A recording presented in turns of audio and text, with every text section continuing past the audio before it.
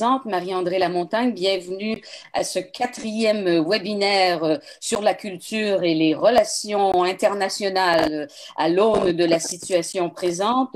Ce webinaire, cette série de webinaires est une initiative du Consulat général de France à Québec et du Goethe Institut à Montréal. Donc, c'est depuis quelques semaines se succèdent ces webinaires. On a eu déjà, il y en a 6 en tout dans la série. Ils sont établis en fonction de disciplines artistiques. On a eu le théâtre, on a eu la littérature, la musique, et puis aujourd'hui, nous aurons le cinéma et l'audiovisuel qui va nous occuper. Les webinaires se déroulent chaque mardi à 11 heures, heure du Québec, 17 heures, heure allemande et heure française. Mardi 16 juin, on aura les arts visuels. Mardi 23 juin, c'est la danse qui va nous occuper. Alors, le principe, c'est de croiser les points de vue québécois, français et allemands. Donc, j'agis comme modératrice. Nous avons réuni 4 intervenants de qualité et qui ont les 2 mains dans le cambouis des activités à faire, des tâches à faire dans la situation présente. Ils sont à Montréal, à Paris, à Berlin, aujourd'hui à Saguenay. Donc à Chicoutimi, anciennement Chicoutimi, maintenant Saguenay. Et puis vous, du public, ben, vous êtes un peu partout.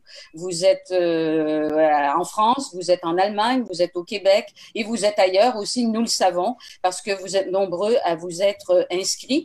Vous pourrez participer, d'ailleurs, c'est déjà commencé pour certains d'entre vous, vous pouvez nous communiquer vos questions tout au long de l'échange. Et puis dans la dernière partie, dans le dernier tiers, je vais relayer ces questions à nos participants que je vais vous présenter dans un instant. J'ajoute enfin, puisqu'il faut préciser ces choses, que ces webinaires, les passés comme celui d'aujourd'hui et ceux à venir, sont enregistrés et disponibles en rattrapage sur la chaîne YouTube du Goethe Institut et puis aussi la chaîne YouTube donc, du Goethe Institut. Vous aurez à la fin de notre entretien d'aujourd'hui, va s'afficher l'adresse où vous pourrez consulter les webinaires passés, vous mettre à jour dans nos propos.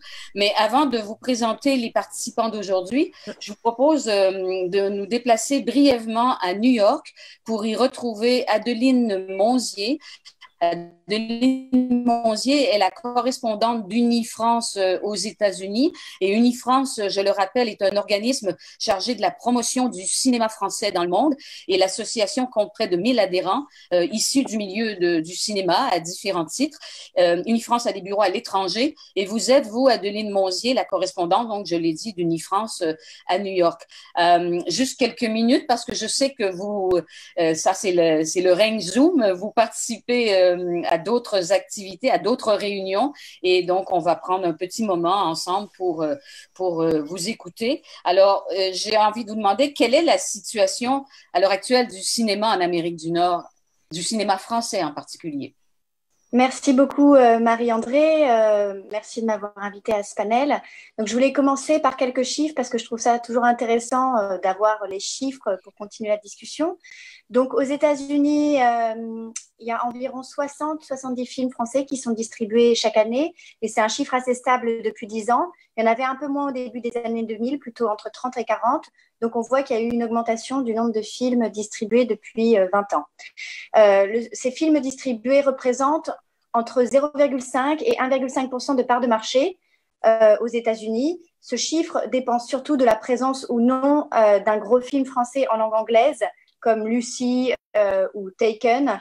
C'est ce qui explique la différence d'année en année de ce chiffre. Bon, ce n'est pas une nouveauté, le marché américain est un marché extrêmement concentré. La part des films étrangers est très faible, elle est entre 2 et 3%. Donc, avec nos 0,5 à 1,5%, on est tout petit, bien entendu, mais on est quand même les plus gros des petits, ce qui est toujours bien. Les films français qui sont distribués aux États-Unis se répartissent en 2 catégories. D'une part, les films d'auteur prestige avec des réalisateurs et des réalisatrices très identifiés. Et d'autre part, les blockbusters français en langue anglaise. Il y a assez peu de place sur le marché américain pour nos comédies, nos thrillers ou nos films d'action en langue française. Parmi les gros succès récents du cinéma français sur les 5 dernières années, que ce soit en termes de box-office ou en termes de notoriété ou nomination aux Oscars ou aux Golden Globes, On peut citer Portrait d'une jeune fille en feu, qui a été sorti en février par Néon et qui a cumulé près de 4 millions de dollars au box-office, qui est énorme dans les temps actuels. Les Misérables, nommés aux Oscars. J'ai perdu mon corps, nommé aux Oscars. L'an dernier, High Life de Claire Denis, Sils Maria d'Olivia Assayas, Visage Village d'Agnès Varda, Elle de Paul Verhoeven, I Am Not Your Negro de Raoul Peck, Mustang de Denise Gamzer-Guven ou Timbuktu d'Abderrahmane Sissako. Donc voici un petit peu les films qui ont marqué ces dernières années aux États-Unis. Et la situation actuelle à Denis de Monzier, le COVID-19, quel est l'impact de cette pandémie? Donc, comme partout dans le monde, les salles américaines ont fermé à la mi-mars. Et donc, de nombreuses sorties de films français ont dû être repoussées parce qu'il faut savoir qu'aux États-Unis, le printemps est une période faste pour les sorties de films français. L'été est réservé aux blockbusters. L'automne et le début de l'hiver sont réservés plutôt aux films à Oscar. Donc, le printemps, c'est une grosse période de sortie de films français. Donc, pour contrer cette situation, les distributeurs indépendants américains se sont organisés. Ils ont développé un nouveau modèle économique, celui de la sortie virtuelle, en lien avec les salles indépendantes. Donc, le principe est assez simple. Les cinémas indépendants offrent à leur public local des films que les distributeurs rendent disponibles sous forme de VOD transactionnel pour un tarif entre 10 et 12 dollars. Donc, en fait, les spectateurs achètent sur la page de leur cinéma un ticket virtuel qui est à peu près au prix d'un ticket normal physique, et 50% des recettes vont à l'exploitant et 50% des recettes vont aux distributeurs. Donc, c'est un modèle qui a permis de soutenir les salles pendant cette période de fermeture et de générer quand même des recettes. Et ça a permis aussi aux salles de continuer à mobiliser leur communauté de spectateurs, ce qui était très important pour elles. Donc, quasi tous les distributeurs indépendants s'y sont mis, de Néon à Kino Lorber, en passant par Magnolia, Oscilloscope, etc. Et donc, on a plusieurs films français qui ont été distribués de cette manière-là, des coproductions minoritaires, Les Siffleurs ou Bakuro, et des films comme des films de Clapiche, De Moi, Le Dain, Chambre 212, etc. Mais là, donc, ça fait en gros 2 mois et demi que ce système fonctionne. Est-ce qu'on est en mesure de faire un bilan? Est-ce que c'est une voie à suivre? Alors, on a remarqué que les films qui avaient déjà eu une campagne promotionnelle et dont la sortie était prévue début mars, qui avaient soit commencé leur sortie en salle, soit qui allaient la faire mais qui avaient déjà eu une campagne promotionnelle, ont plutôt bien marché. Donc typiquement Bakuro, le film brésilien qui avait gagné un prix à Cannes l'an dernier, a quand même généré 100 000 dollars de recettes virtuelles, ce qui était vraiment intéressant et significatif, puisque beaucoup de films français quand même qui sortent aux États-Unis ne vont guère au-delà d'un box-office de 100 000 dollars virtuels. On a aussi remarqué que les films qui étaient sortis après et qui n'avaient pas bénéficié d'une campagne promotionnelle forte ont eu plus de mal à émerger, d'autant plus qu'il y a eu une offre de plus en plus grande de films en sortie virtuelle. Donc, la concurrence était plus rude. Donc, ce n'est pas un modèle du tout qui va remplacer la sortie salle. C'est évident pour tout le monde. Il est complémentaire. Mais les distributeurs ont quand même tiré des enseignements de ces sorties virtuelles et aimeraient continuer dans le futur à pouvoir les mettre en place, parce que ça a quand même eu l'avantage de mobiliser un public qui peut difficilement se déplacer en salle, que ce soit le public des gens qui sont handicapés, qui n'arrivent pas à accéder aux salles, soit des gens qui n'ont pas de salle à réessayer à côté de chez eux, ou encore le public quand même des films étrangers. C'est un public assez âgé aux États-Unis, et c'est un public qui va mettre du temps à revenir en salle puisqu'il y a un risque accru pour eux de contamination. Donc, les distributeurs sont en train de discuter en ce moment avec les salles pour voir comment maintenir ce modèle malgré tout, en parallèle. Ouais. Et puis l'expérience de la salle, du film vu en salle, ça c'est là pour demeurer. Oui, de toute manière, tous les distributeurs, toutes les salles continuent de mettre en avant la primauté de la sortie salle. Mais c'est vrai qu'aux États-Unis, on est dans une période un peu floue. Certains États ont autorisé la réouverture de salles, d'autres ne l'ont pas fait. Les multiplex attendent de savoir si le film de Christopher Nolan va bien sortir le 17 juillet, ou est-ce que Warner va le reporter. Donc, on est un peu dans un chicken and egg situation où on ne sait pas exactement qui va faire le premier pas. Et tant qu'on n'aura pas ces données-là, ce sera très difficile de repenser réellement la sortie salle. Oui. Ben, écoutez, merci beaucoup, Adeline Mongier. Tout ça est très éclairant. Ça va nourrir notre échange dans quelques instants. Je vous libère pour votre prochaine réunion. Merci encore une fois d'avoir fait c'est comme un amuse-bouche là pour la discussion qui nous attend. Merci Merci. beaucoup. Je regarderai bien entendu le catch-up Oui, oui, vous ferez sur du le rattrapage. site du Goethe Institute. Ça m'intéresse Oui. vraiment. Merci beaucoup. Bonne discussion. Merci, au revoir. C'est la beauté du rattrapage. Donc maintenant, je vous présente les quatre participantes parce que ça ne vous a pas échappé. Aujourd'hui, il n'y a que des femmes sur ce plateau virtuel, ce qui est très bien aussi. Donc les quatre c'est le hasard des compétences, hein, je le précise d'emblée. Les quatre participantes à la discussion, le thème général, je le rappelle, c'est la coopération internationale dans le milieu des arts, en particulier cinéma et audiovisuel, dans le contexte actuel. Donc, je les présente très brièvement parce que les notices bibliographiques se trouvent sur le site du Goethe Institut et du Consulat général de France, mais tout de même, hein, que vous ayez un peu une idée, vous, du public, de qui parle et de quel horizon. Myriam Achard, je commence par vous, à Montréal. Donc, vous êtes chef partenariat nouveaux médias et relations publiques au Centre Phi. Donc, le Centre Phi, il est situé dans le Vieux-Montréal. C'est un pôle artistique multidisciplinaire, art, cinéma, musique, design et technologie, et cela dans tous ses aspects, pas uniquement la diffusion. Récemment, juste à titre d'exemple, le centre s'est notamment intéressé à la réalité virtuelle en proposant une série appelée Cinéma VR qui a connu sa 4e édition en 2019.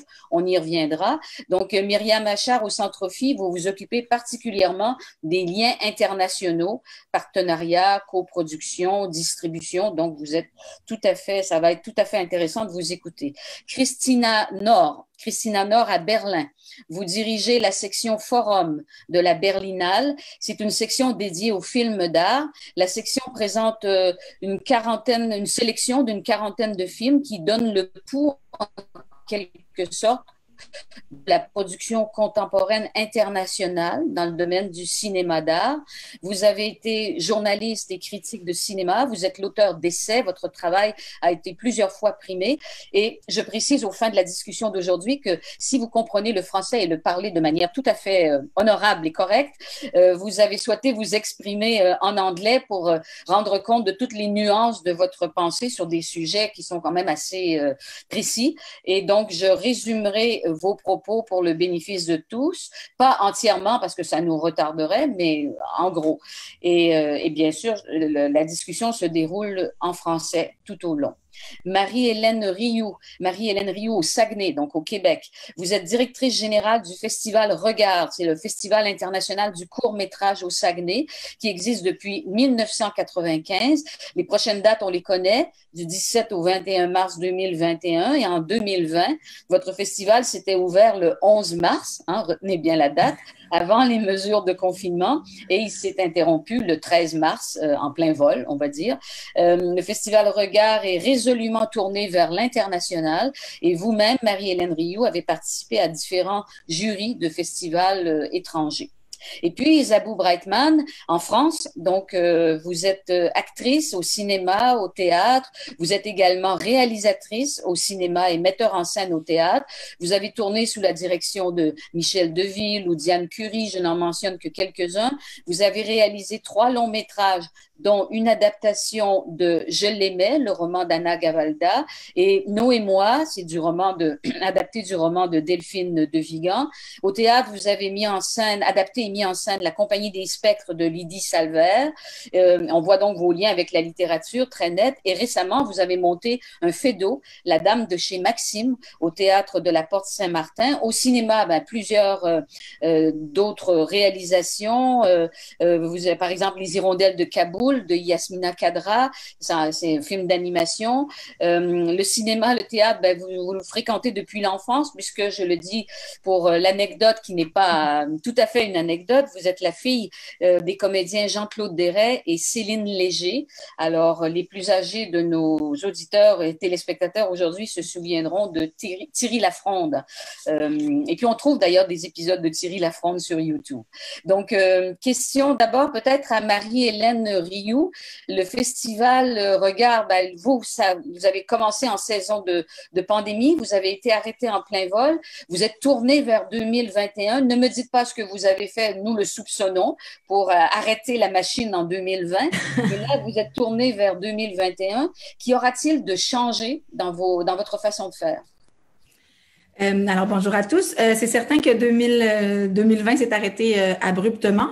Et l'avantage de ça, c'est qu'on a plus de temps vers le prochain festival, puisqu'on a été les premiers et qu'on a beaucoup de temps pour réfléchir à la prochaine édition, mais en même temps, beaucoup d'incertitudes.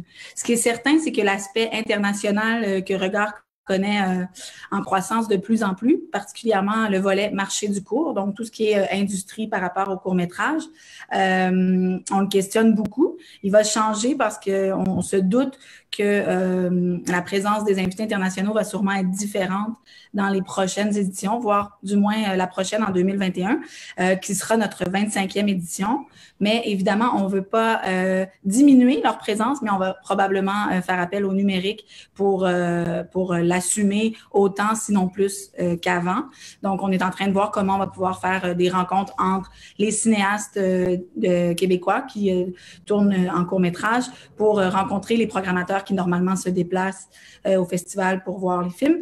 Aussi, on a une vidéothèque, donc bon, comme la plupart des marchés dans les festivals de cinéma, qu'on va rendre accessible fort probablement aussi aux programmateurs et aux acheteurs de cours et faire en sorte que ce qu'on aurait présenté en festival puisse arriver à l'international de la même façon pour, comme vous l'avez dit plus précédemment, maintenir les liens et faire en sorte que le cinéma québécois trouve leur place sur des écrans de festivals de court-métrage après toute cette période qu'on est en train de vivre en ce moment. Donc, pas question pour vous de provincialiser le Festival Regard? Non, absolument, d'autant plus que, bon, on est en train de connaître une période où les cinéphiles, la population voyagera moins dans la prochaine année, mais aura tout autant d'en découvrir sur le monde. Donc, moi, je pense que c'est l'opportunité de sélectionner des films d'un peu partout dans le monde et que les gens ici au Saguenay et que les cinéphiles qui viennent d'un peu partout en province, on l'espère, pourront se déplacer au moins les Québécois qui viennent normalement, puisque nous, c'est environ 40%, presque 50% des festivaliers sont de l'extérieur de Saguenay. Donc, pour nous, c'est quand même majeur, là, les paliers, c'est-à-dire, on s'imagine que l'événement sera local probablement pour la prochaine année dans sa forme physique, mais pas du tout dans sa forme de rayonnement, que ce soit en ligne ou même peut-être en termes de territoire, peut-être faire des projections ailleurs en salle, mais à l'extérieur de Saguenay. Je vais me tourner vers le second festival de ce panel, Christina Nord. L'édition 2020 de la Berlinale, a eu lieu juste avant que la pandémie s'installe en Europe. Les dates de l'édition 2021 sont connues. C'est du 11 au 21 février 2021. Tout de même, une certaine inquiétude a-t-elle marqué l'édition 2020? Yes, definitely. Most certainly. We were worried. However, there was like one day before the festival started, there was a racist attack in a small town in Germany, in Western Germany, in Hanau. So I remember that the beginning of the festival itself, the 20th of February this year, was totally marked and coined by this by the attack. So it was like very much in the foreground. Corona, the pandemic was sort of like, it was in a way present. I also know that the CEO of the Berlinale, Mariette Rissenbeck, was in constant exchange with health authorities and also with the Federal Commissioner for Culture and Media, which would be sort of like the German Minister for Culture. So there was an ongoing exchange, and of course there were measures taken, like mostly in terms of sanitation. Right. In hindsight, however, it seems very bizarre, the things we were doing at the end of February, having lunches, having parties, spending time together, having extensive Q&As, hugging, saying hello, kissing cheeks, etc., all the things you do, which are now in this sort of like what's called new normal, completely like outdated and in a way like completely extraordinary and bizarre. So yes, we were worried back then, but in hindsight, I think we could have been far more worried. Had we known what we now know today, we would have been far more worried. However, we were super lucky, very, very fortunate, not only because the festival could take place, but also because there was no hub of infection. There was, as far as I know, there was no reported case. So in that regard, we were very, very, very lucky. Donc, and thankful for that, of course. Oui. Alors, ce que vous dites en gros, Christina Nord, c'est que vous avez été vous vous estimez chanceuse au festival d'avoir pu, d'abord que le festival ait pu avoir lieu. Il y avait une certaine inquiétude, mais il y avait aussi des inquiétudes liées à la situation intérieure en Allemagne au même moment avant la situation sanitaire. Donc, les deux se sont rejoints à un moment donné. Et là, ce que vous gardez comme impression, c'est quelque chose d'un peu surréaliste, c'est-à-dire vous étiez dans un autre monde dans ce festival, en train de vous serrer la main, d'avoir des rencontres, des Q&A, des rencontres avec les auteurs, comme si dans le monde d'avant, en fait, alors que maintenant, c'est le monde d'après.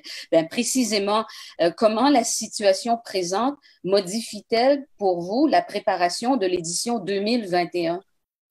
Enormously. At this point, it's very, very difficult to say anything precise or concrete because we don't know anything precise or concrete. We don't know exactly what's going to happen.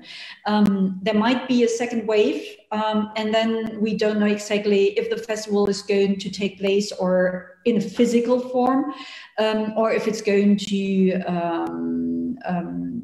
move to the digital sphere.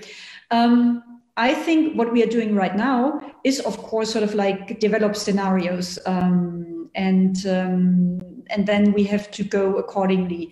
And this is precisely what's happening right now. So at this stage, we are planning a physical edition of the festival, but always sort of like only if there is no second wave of infections and no second wave of the pandemic. In general, in Germany, we are slowly starting to reopen things. So cinemas are in some of the federal states are already open. Not too many people are attending screenings.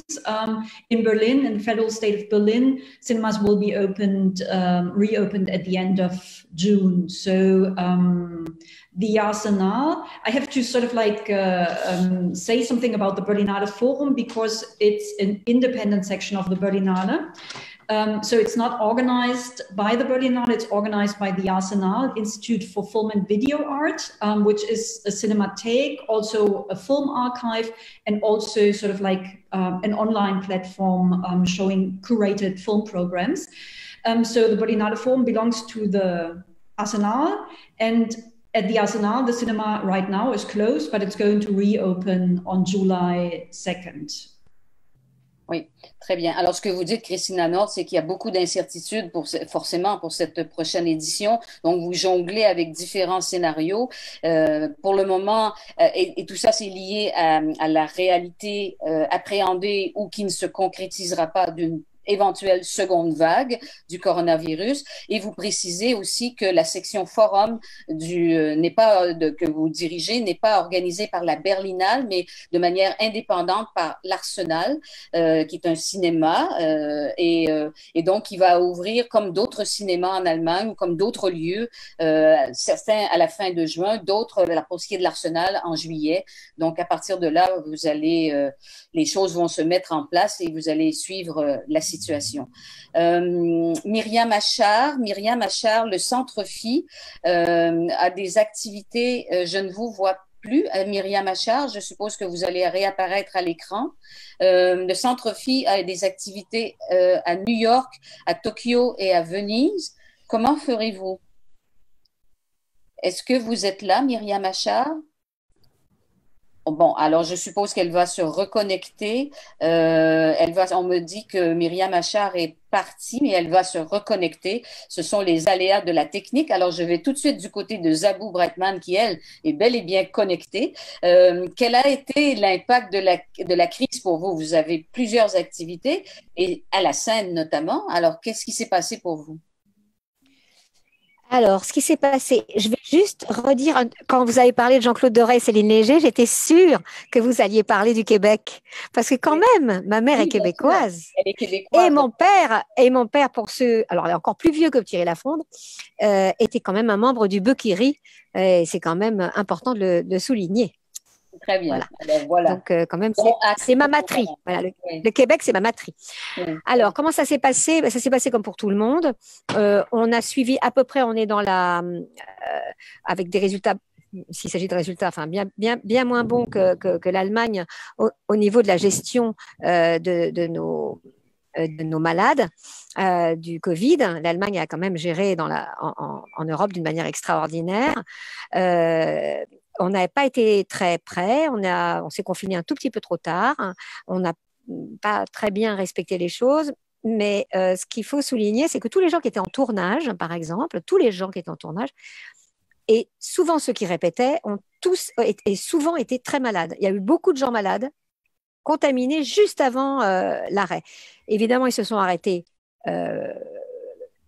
pendant le tournage. Et ce qui se passe pour la réorganisation des tournages aujourd'hui, c'est évidemment de préférer finir ce qui a été commencé avant de commencer d'autres choses. J'ai la sensation que les différentes productions se dépêchent. Je sens qu'ils se dépêchent comme s'il y avait un peu une fenêtre de tir pour tourner. On le voit beaucoup dans la mesure où parfois les tournages sont avancés. Donc je me dis, ils se disent, ça va aller octobre, et après, c'est comme une grippe saisonnière, un peu plus dangereuse, mais voilà. Concrètement, comment les tournages vont-ils se dérouler concrètement? Alors là, précisément, là, je peux répondre parce que justement, je dois tourner comme comédienne, comme actrice, dans un téléfilm. C'est pareil. Alors, très concrètement, c'est une série. Souvent, pour aller vite, parce que les conditions font que ça doit aller très vite, il y a 2 caméras. Par exemple, il n'y aura qu'une caméra. Il n'y aura qu'une caméra, il y aura un machiniste de moins ou 2, il y aura très peu de monde sur le plateau. On est contrôlé 2 fois par semaine. On a une sorte de cahier des charges morales comme acteur. Voilà. Après, est-ce qu'on va aller courir derrière chacun pour éviter qu'il fasse la fête le week-end avec tous ses copains? Mystère. On ne peut pas. Voilà. Donc ça m'inquiète un tout petit peu. C'est vrai qu'ici en Europe, je ne sais pas où on en est. Au Québec, ça n'a pas été si puissant, si fort. Mais là, nous, c'est en train de vraiment descendre d'une manière caractéristique, significative. Pour autant, ça n'est pas fini. Donc, c'est un peu encore aléatoire et effectivement, on avance au coup par coup. Et les prévisions sont extrêmement compliquées. Mais pour ce tournage, ça va prendre 2 fois plus de temps de tourner. Donc, on aura 2 fois moins de temps pour tourner. Enfin, vous voyez ce que je veux dire. Je sais que pour le réalisateur, ça va être un peu un casse-tête. Ça va être même extrêmement compliqué. Au théâtre, alors on n'en parle même pas, c'est du délire. Mais parce que les gestes barrières avec les comédiens sur le plateau, ça ne va pas être possible. Donc, il y a une petite part de risque qui est très infime, mais peut-être un tout petit peu. Après, je pense que ça va Mais, pardon, on a besoin, alors là, c'est sans cynisme, mais d'une manière très pratique, de flux. On a besoin il va bien falloir montrer des choses.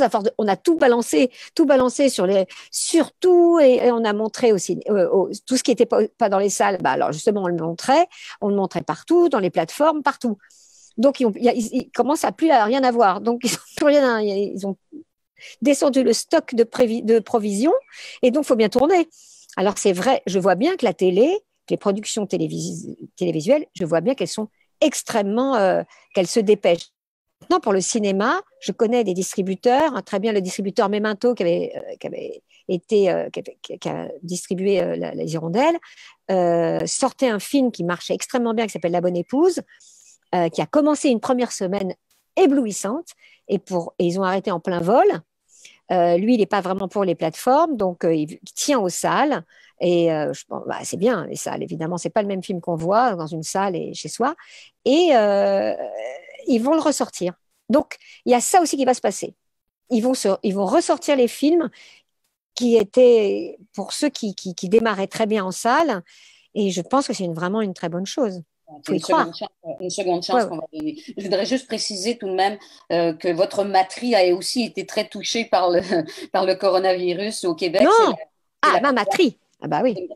Votre matrie, le Québec, ouais, ouais. C'est une des deux provinces avec l'Ontario la plus touchée au Canada. Donc, les Québécois ont aussi goûté à cette pandémie. Myriam Achard, vous êtes revenue, vous étiez éclipsée là, par je ne sais la faute à quel bouton. Donc, Myriam Achard, le Centre Phi, c'est ce que je disais tout à l'heure, a une activité à New York, à Tokyo, à Venise. Il se déploie à l'international. Comment ferez-vous maintenant? Mais en fait, désolée tout à l'heure, des petits problèmes de connexion. 2020 devait être pour le Centre Phi l'année où justement tout ce travail qu'on a fait de terrain pour trouver des collaborateurs qui voudraient jouer avec nous, présenter des expositions qui incluent surtout la réalité virtuelle, c'était l'année où ça allait finalement exploser. Donc, on devait être à New York en avril, on devait être à Londres en mai, en juin, on devait être à Milan en mai. Et évidemment, tout d'un coup, du jour au lendemain, tout s'est effondré. C'est certain que sur le coup, on était complètement dévastés parce qu'on s'est dit, c'est fini, il n'y aura plus du tout de possibilité de collaborer avec ces grands joueurs. Mais ça n'a pas duré très longtemps, ce côté désespéré, parce que tout de suite, on a recontacté les gens avec qui on devait collaborer. Ils nous ont tous répété que ce n'était que partie remise, sans doute pas pour cette année, en fait, certainement pas pour cette année, mais que pour l'année prochaine et les années à venir, ils étaient toujours très intéressés à collaborer avec le Centre Phi afin de réaliser des expositions d'œuvres de réalité virtuelle, d'œuvres immersives et interactives.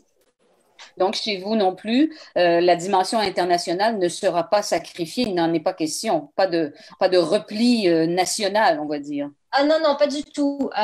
Et c'est vraiment, on est très, très content de ça. On craignait évidemment la réaction de nos partenaires à l'étranger, mais aucune intention de leur part de se recroqueviller sur leur écosystème. Au contraire, ils veulent continuer à explorer des collaborations avec l'international. Ça, c'est pour nos activités donc à l'international.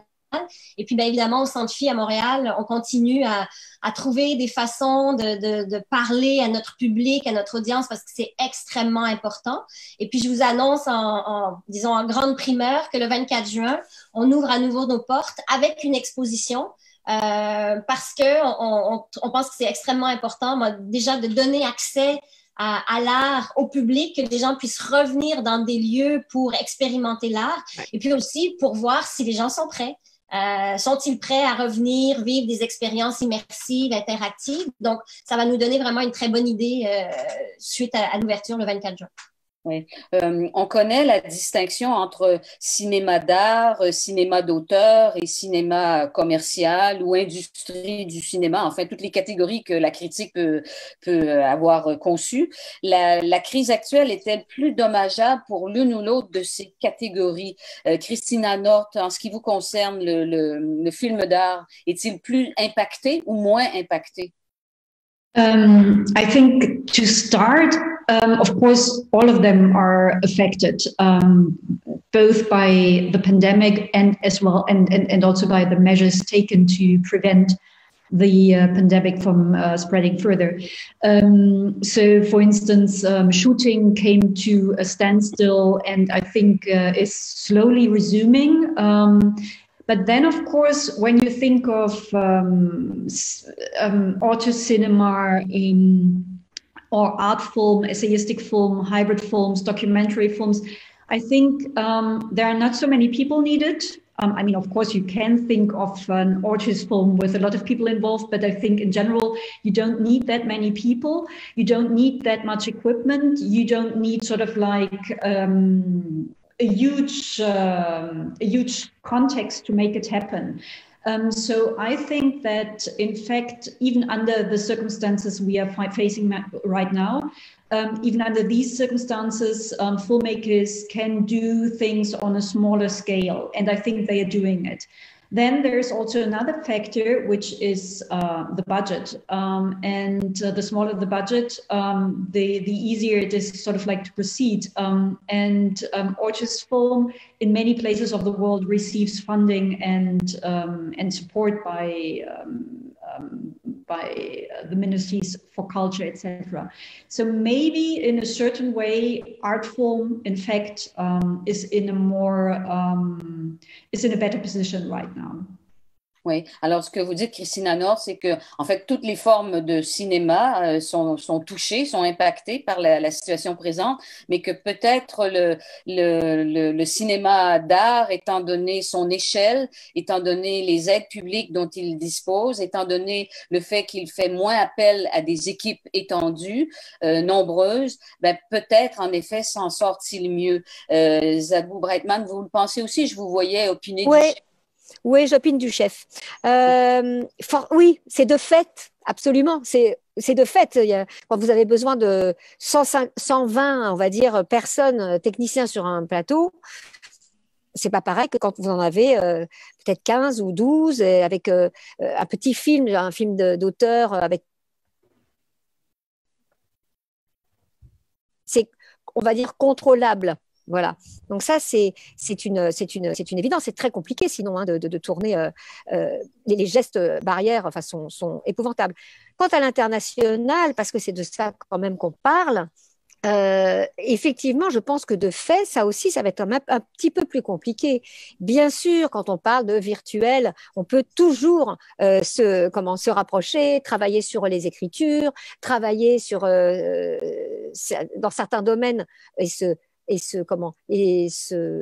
s'organiser en internationalement, j'allais dire, mais physiquement de se déplacer, c'est le déplacement qui reste une question qui me fait un petit peu peur, quoi. Voilà, ça m'inquiète un peu parce que la vie du cinéma, c'est aussi aujourd'hui, c'est aussi se déplacer, c'est aussi se mélanger, c'est une forme de mixité, je pense que c'est très important et qu'en plus qu'on y va, que c'est en train de se passer. Et c'est pas par hasard, c'est parce qu'on voyage autant et si vite que ce virus s'est déplacé aussi si vite. Vous voyez, tout va en même temps. Mais effectivement, dans le virtuel, moi je travaille aussi pour la commission au CNC sur la VR et la R. On va arriver énormément de documents internationaux de partout. Et c'est vrai que forcément, là, on peut se dire, là, ça peut bosser, ça peut y aller. Tous ceux qui fabriquent, par exemple, du film d'animation, j'ai un studio à côté de chez moi, je les vois, bon, ils ont leurs petits trucs. On va dire, c'est plus imaginable de s'échanger, de travailler. Il y a des formes artistiques qui vont être compliquées. Donc, par exemple, même les gros Ghostbusters. Cela dit, je dois reparler de la définition du film d'auteur, du film artistique et du blockbuster, parce que je pense qu'il ne faut pas autant les séparer que ça. On a vu des très gros films qui sont des grands films artistiques et des petits films artistiques qui sont finalement des films qui ne racontent pas grand-chose. Voilà. Donc, ce n'est pas juste… voilà. Sur la définition, j'étais un petit peu chagrinée. Oui, voilà. Je suis sortie de la… Pardon? Oui, on connaît les limites des catégories de toute façon. C'est pour ça que j'ai dit que c'était des catégories de la critique. Christina Nord, vous avez levé la main, vous voulez intervenir? Yes. I wanted to add something because I said that shooting might be easier if it's sort of like a small production, and I think that is totally true. One thing which I'd like to add is that for the filmmaker, him or herself, for the actors, for the playwright, etc., it might be tougher because as far as I know, most of the filmmakers working in this field of experimental, artistic filmmaking, essayistic filmmaking, they don't make a lot of money. And in a situation like this can get pretty tough and pretty devastating. And that is something I think we should also keep in mind, that for many artists, these times are really, really tough and very, very hard to face and very hard to cope with the challenges. Oui. Donc, ce que vous voulez dire, c'est nuancer aussi une partie de ce que vous avez dit tout à l'heure, c'est-à-dire qu'il y a des catégories qui souffrent, qui sont impactées très fortement, notamment les réalisateurs, les cinéastes de ce type de film aussi, de ce film, de cette catégorie de films d'art. Avec Myriam Achard, avec le cinéma, avec Cinéma VR, vous vous êtes intéressé à la réalité virtuelle. Est-ce que la coopération internationale est particulièrement significative dans ce domaine? Dans le domaine de production d'œuvres VR, la copro a toujours été assez présente. J'entendais Zabou Brightman dire qu'elle était sur la commission du CNC qui lit les scénarios, les scripts justement pour les œuvres VR. Nous, très, très souvent, on se fait approcher soit pour être engagé en tant que coproducteur sur des œuvres d'artistes qui font de la VR, des Français, des Britanniques, des Allemands, des Belges, des Suisses, soit pour les mettre en lien avec des coproducteurs québécois ou canadiens. Il faut savoir qu'au Canada, au Québec, le soutien public pour ce type d'œuvre est très, très élevé comparé à d'autres pays. Oui. Donc oui, la coproduction internationale est essentielle et il faut vraiment continuer là-dedans. Et moi, je crois sincèrement que une des choses que cette pandémie nous aura peut-être apprises, c'est que moi, j'ai toujours cru en la collaboration. Et aujourd'hui, j'y crois encore plus et je la crois encore plus nécessaire. Et j'espère sincèrement que quand on sortira de cette période, ben, les acquis, ce qu'on aura appris, on va pas l'oublier. Et je le dis et je le crois et je le répète, collaborer est essentiel en cette période de pandémie et de crise. Marie-Hélène Rioux, vous approuvez, vous, quelle forme nouvelle pourrait prendre la coopération? J'approuve effectivement, puisque, bon, dans notre cas, on fait beaucoup de mutualisation, soit avec des organismes ici au Saguenay de différentes disciplines artistiques et d'art visuel, soit aussi avec beaucoup de festivals. La vérité, c'est que la collaboration entre les festivals de court-métrage, elle est déjà très forte dans le circuit international, puisque c'est une des seules plateformes physiques pour le court-métrage. Donc, c'est un peu différent que la sortie en salle pour des longs. Pour des longs métrages. Donc, moi aussi, là, je suis du même avis que Myriam, c'est-à-dire que la collaboration va être une des façons de s'en sortir plus fort de cette période. Quelle forme cela pourra prendre? Je pense que pour le court-métrage, c'est beaucoup au niveau du rayonnement et de la diffusion, puisque on l'a vu de la mi-mars à la mi-mai, la quantité de contenu disponible sur Internet était devenue impossible à suivre et exponentielle. Et en ce sens-là, nous, en étant stoppés en plein vol le 12 mars dernier, on a profité un peu du besoin de nos festivaliers de voir les courts-métrages directement après l'événement, alors qu'on s'est vite rendu compte avec d'autres initiatives après que ce côté exponentiel faisait en sorte qu'on rejoignait de moins en moins les audiences. Donc, je pense que le défi de rejoindre notre public et d'en créer éventuellement devra passer par les collaborations, par la diffusion et par peut-être changer nos façons de voir l'aspect des premières, par exemple, puisque en ne considérant pas le territoire, je pense que les premières, ça va mettre des contraintes plutôt que aider les artistes. Donc, je pense que c'est une des choses qu'il va falloir questionner, comme plusieurs autres dans l'aspect de collaboration pour s'aider au lieu de compétitionner là, après cette période-là. Oui, mais donc on a vu les effets pervers de l'offre pléthorique sur l'offre numérique, ce qui fait que finalement c'est de plus en plus difficile de se distinguer au milieu de toute cette offre en même temps qu'on s'en réjouit.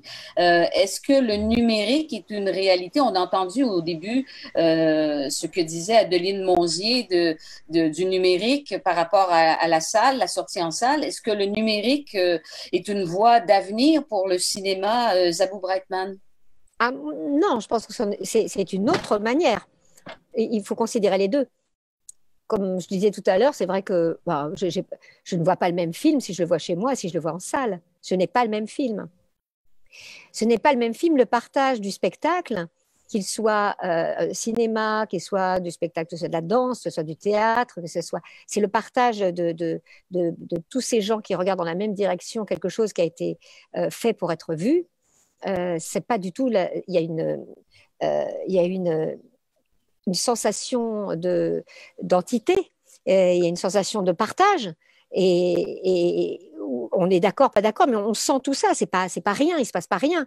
C'est extrêmement puissant. C'est pas du tout la même chose. Je pense qu'on perd un élément quand on est seul à regarder un film qui a été prévu pour être sorti en salle. Je pense qu'on perd un élément. Je pense qu'on perd quelque chose. C'est peut-être diffus, mais on perd quelque chose. Et le plaisir n'est pas du tout le même quand on le regarde en salle ou quand on regarde seul ou même avec des amis. Ça n'a absolument rien à voir, quel que soit l'écran qu'on ait.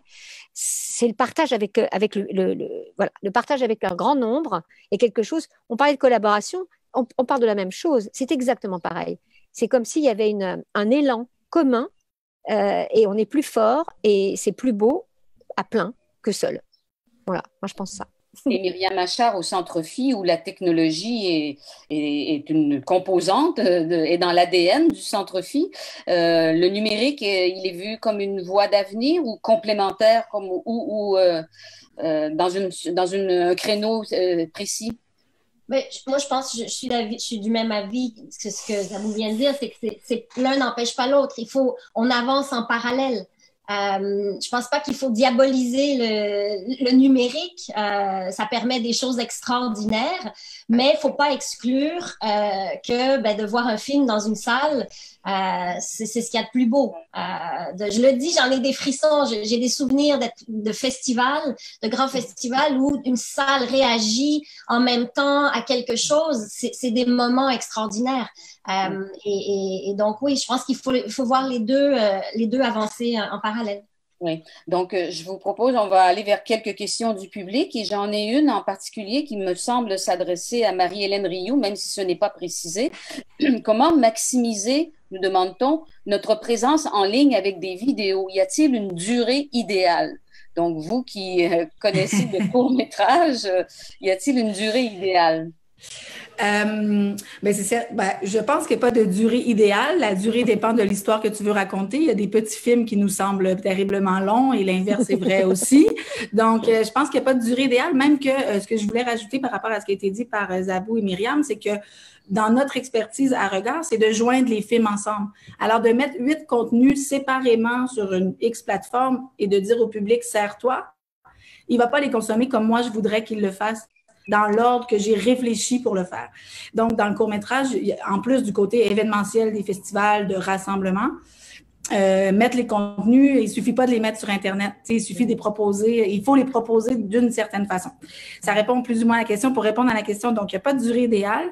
Je pense que comme une stratégie de diffusion en festival qui se termine de façon numérique la plupart du temps dans le cadre du court-métrage et même du long, c'est juste qu'on ne le faisait pas parallèlement, mais dans une séquence en salle, en festival, puis en ligne. Là, tout se réfléchit un peu en même temps. Mais bon, de la même façon qu'on le réfléchissait, il faut savoir où est-ce qu'il est notre public. Par exemple, dans le cadre du festival, on avait déjà des ententes avec des plateformes. Donc, pour nous, c'était évident que notre public allait nous suivre sur une plateforme où est-ce qu'on était déjà présent.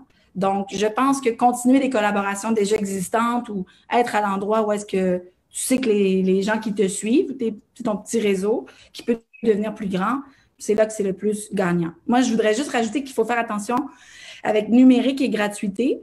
Là, dans la rapidité qu'on a pris à mettre des choses en ligne à la mi-mars, même nous, on a vraiment beaucoup proposé d'œuvres gratuitement en ligne, mais ça ne pourra pas en être ainsi dans la suite.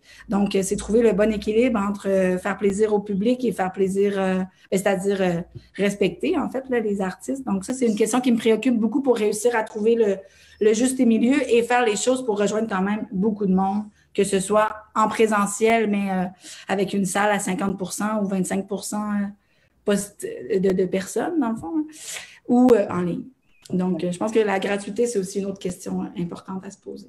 Oui, ben, il s'agit de donner en fait aux créateurs les conditions dans lesquelles ils vont pouvoir continuer de créer. Autre question justement qui touche à la création et je vais l'adresser à Christina Nord. Comment la pandémie affectera-t-elle la création, croyez-vous? That is a very good question. Because I don't know if you had when you were watching a film recently, let's say a film from last year, and people were partying, like a crowd of people partying, dancing, or people hugging and kissing.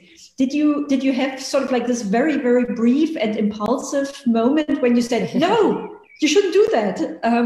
And that is something, of course, which affects us and which affects the stories that are going to be written and the plots that are going to be designed and sort of like the constellations of the characters we are going to think of.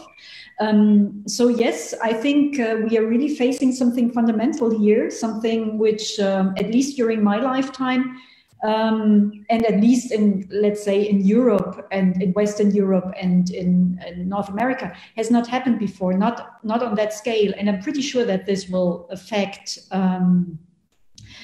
the art and the films and the books that will be produced and that are sort of like being produced right now. I'm completely certain of that. Oui, donc Christina Nord, ce que vous dites, c'est que vous êtes convaincue que ça va impacter la création parce qu'il y a des situations inédites par rapport à la réalité antérieure, les embrassades, le contact, la distanciation sociale actuelle fait en sorte que ces choses-là apparaissent comme étant du monde d'avant, en fait, et que du coup, la création en sera impactée. Ce sera répercuté dans les œuvres à venir. Zabou Breitman, dans les œuvres à venir, il y aura un impact dans la manière de voir le réel, croyez-vous, dans la création? Oui, alors j'espère que ça ne sera pas que on va raconter l'histoire de gens confinés, parce que là, voilà. Mais je pense que oui, effectivement, ça aura un impact, mais sous-jacent, quoi. Un impact de fond. Un impact que peut-être on ne sait pas, on ne connaît pas encore. Mais oui, je me souviens effectivement d'avoir vu des films. Alors, j'ai peut-être pas dit non, l'embrasse pas, mais rapidement, j'ai eu quelque chose m'est venu dans la tête. Il s'est passé quelque chose. Il ne s'est pas rien passé. J'y ai pensé. J'ai peut-être une forme de nostalgie ou quelque chose s'est passé. Pas rien, il ne s'est pas passé rien. Donc, dans ce sens-là, je pense que c'est tellement puissant ce qui vient de se passer, c'est tellement énorme que, effectivement, à part raconter l'histoire d'un confinement, bon voilà, pourquoi pas, après tout, c'est pas le sujet, mais c'est ce qu'on en fait. Mais au-delà de ça, je pense que profondément, mais très profondément, il va y avoir une mutation des envies, des pensées et des choses qu'on n'imagine pas. Des choses qui sont en devenir, qui vont apparaître et qu'on n'imagine pas, mais qui vont être assez puissantes, forcément.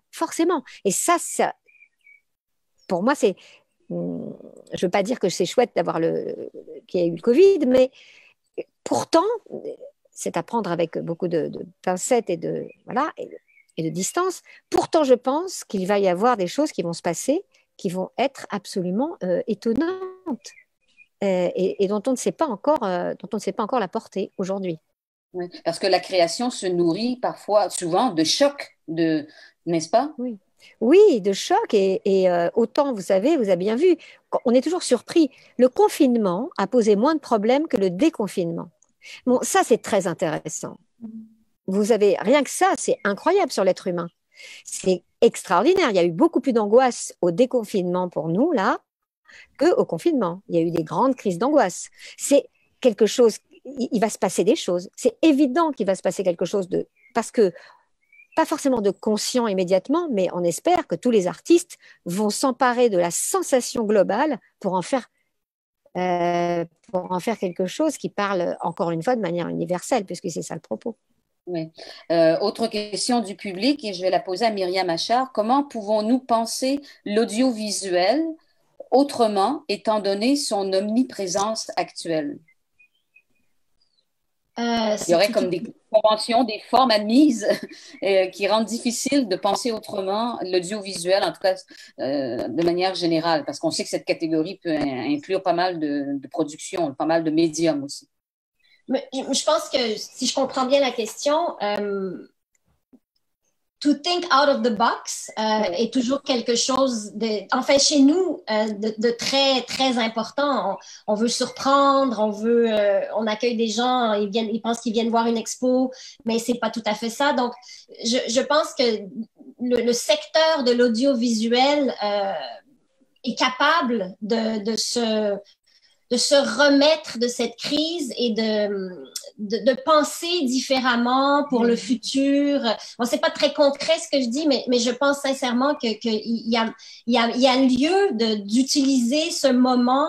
Et moi aussi, je dis, je pense qu'il y aura des choses positives qui vont sortir de ce qu'on vit pour réévaluer peut-être certaines façons de faire, revoir certaines choses qu'on fait de façon systématique ou sans nécessairement se poser de questions. Je pense qu'il y a la place pour ça. Oui. Ai-je raison d'entendre dans vos propos, les unes et les autres, une sorte d'optimisme, malgré tout? Il faut, sinon on arrête tout et on ne fait plus rien. Oui, mais Christina Nord, vous êtes optimiste par rapport à la situation présente? Ma dernière question que je vais poser à toutes les quatre. Oui. Well, I think I'm not like overtly optimistic because circumstances are pretty dire, and it's also sometimes I have the feeling that we are living in some kind of horror film without really noticing the fact that it's a horror film. And I also have the feeling that a lot of social injustices, inequalities, etc., become far more palpable in the current situation. And I think one thing which is happening in the protest against the killing of George Floyd, that is also something. I think it gains momentum because Corona creates this very specific situation. Yes. So I'm not overtly optimistic. And I think the circumstances are not in a way that you tend to be very, very optimistic. On the other hand, I think when it comes to sort of like facing a reality, a certain doses of optimism always helps, even if it's mistaken. But sort of like by performing it, it becomes real, and that's a little bit where I want to be, or what I want to do. I don't want to lose my perception of reality, and the reality is not very beautiful at the moment. In fact, it's very tough. But at the same time, if I have a pessimistic take on this tough reality, it will only get tougher and tougher. So a little bit of optimism for sure helps to overcome the situation. Alors, Christina Nord, ce que vous dites, c'est que vous ne pouvez pas être tout à fait optimiste parce que la réalité est très difficile et que vous êtes obligé de la voir. Cette réalité, elle exacerbe des inégalités, enfin des situations comme on peut voir avec ce qui se produit aux États-Unis, de racisme. Mais en même temps, vous ne pouvez pas être entièrement pessimiste parce que, aussi difficile que soit la réalité, puisqu'il faut une certaine dose d'optimisme pour agir et puis transformer et faire en sorte que cette réalité devienne autre chose que celle présente. Optimiste, pessimiste, Marie-Hélène Rioux? Par rapport à ce qui est de l'audiovisuel ou par rapport à le cinéma ou même qu'est-ce que moi je fais au jour le jour, je pense que je deviens de plus en plus pessimiste, plus je regarde loin devant, puisque comme on a dit dans la discussion, c'est difficile de savoir les choses et de planifier comme on le fait si bien, surtout quand on prévoit des événements. C'est dans un an, puis on se projette dans longtemps. Et moi, là où je trouve l'optimisme, c'est dans, même si le déconfinement, je suis vraiment d'accord, est presque pire que le confinement, il y a des idées qui émergent pour le très court terme. Et ça me rend optimiste puisque ces projets-là m'aident à passer au travers de cette période-là et à avancer tranquillement, pas vite. Et le long terme me rend plutôt pessimiste. Donc, ma façon à moi d'être optimiste, c'est le court terme, faire des actions ici, maintenant, avec... nous, on doit sauver aussi la programmation qu'on n'a pas présentée là, à la mi-mars, donc... c'est aussi notre façon de servir. Mais voilà, je pense que le plus court moyen terme m'aide à rester optimiste dans cette situation-là. Sur les deux tableaux, vous pouvez trouver peut-être un équilibre. Myriam Achard, vous avez poussé un cri du cœur tout à l'heure. Il le faut, c'est une obligation. Je pense que Christina et Marie-Hélène ont vraiment bien résumé ce que nous, on ressent, ce qu'on vit au Centre Phi. Il faut une certaine dose d'optimisme parce que sinon, la vie au quotidien serait vraiment assez difficile. C'est vrai que ce virus, cette crise exacerbe ce qui se passe, entre autres chez nos voisins du Sud et donc au niveau des inégalités. Je rejoins tout à fait Marie-Hélène sur le fait que si on essaie de se projeter trop dans l'avenir, ça devient, c'est assez sombre.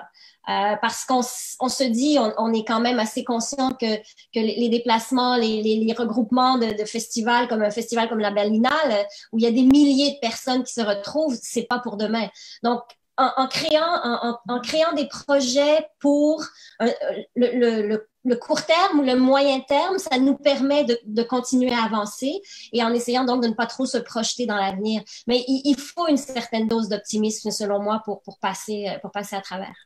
Oui, Zabou Breitman, optimiste? Mais en fait, après, c'est individuel aussi. Hein. Ça dépend aussi comment on est fabriqué. C'est-à-dire que je le suis depuis toujours, quoi. C'est-à-dire que c'est pas de l'optimisme, c'est une manière d'adapter. Une adaptabilité de toute façon. De toute façon. Comme disait le proverbe chinois, quand le problème a une solution, rien ne sert de s'énerver. Et quand le problème n'a pas de solution, s'énerver ne sert à rien. Non, je veux dire par là qu'on est dans une situation extrêmement difficile. Et je pense juste en matière, ce n'est pas une matière très, je pense pas en matière très concrète, mais je pense de façon, je pense à l'humain, mais je pense aussi au fait que tout à coup, ce qui s'est passé avec George Floyd, c'est très, très révélateur de l'horizontalité des rapports. C'est-à-dire que tout à coup, c'est la pandémie ayant frappé toute la planète, elle frappe, un problème concerne tout à coup tout le monde. C'est pas rien, ça. Ça, c'est quelque chose, ça a raconté quelque chose. Et donc, je me dis, quelque chose va émerger de là, je l'attends, de nous, et de partout. Donc, en fait, je suis optimiste de nature et en tout cas, je crois beaucoup à ce qui va se passer parce que de toute façon, on ne peut rien contre le coronavirus. Pour le moment, on n'y peut pas grand-chose. Donc, quand on ne peut rien, ok, mais tout ce qu'on pourra faire, et on pourra, c'est effectivement sortir de la boîte, c'est juste penser différemment, penser sur le côté, attraper notre cerveau pour dire comment on peut s'en sortir. Et je pense que là, l'être humain, bon, je suis pas très misanthrope, mais bon, je devrais peut-être, mais l'être humain a quand même des qualités extraordinaires pour se sortir des choses, même si il abîme bien des choses dans son écosystème. Mais enfin, je crois qu'il est aussi capable du meilleur. Oui. Donc, le mouvement, au fond, on renoue avec l'essence même du cinéma qui est mouvement. Donc, mouvement des êtres, mouvement des images, mouvement de la vie. Le mouvement ne s'est pas arrêté. La vie a pu s'arrêter, a donné l'impression de s'arrêter au moment de la pandémie, mais la vie a continué et le mouvement, lui, va continuer. Ben, écoutez, l'heure a tourné, mine de rien. Et oui, on peut écarquiller les yeux parce que ça passe très, très vite. Je vous remercie toutes les quatre, Marie-Hélène Rioux, Christina Nord, Myriam Machar, Zabou Breitman, et je remercie aussi Adeline Monzier à New York qui est intervenue au début. Je remercie aussi le Consulat général de France à Québec avec le Goethe Institut qui ont de concert concocté cette série de webinaires qui n'est pas terminée. Je vous donne rendez-vous la semaine prochaine, mardi 16 juin à 11h, heure du Québec et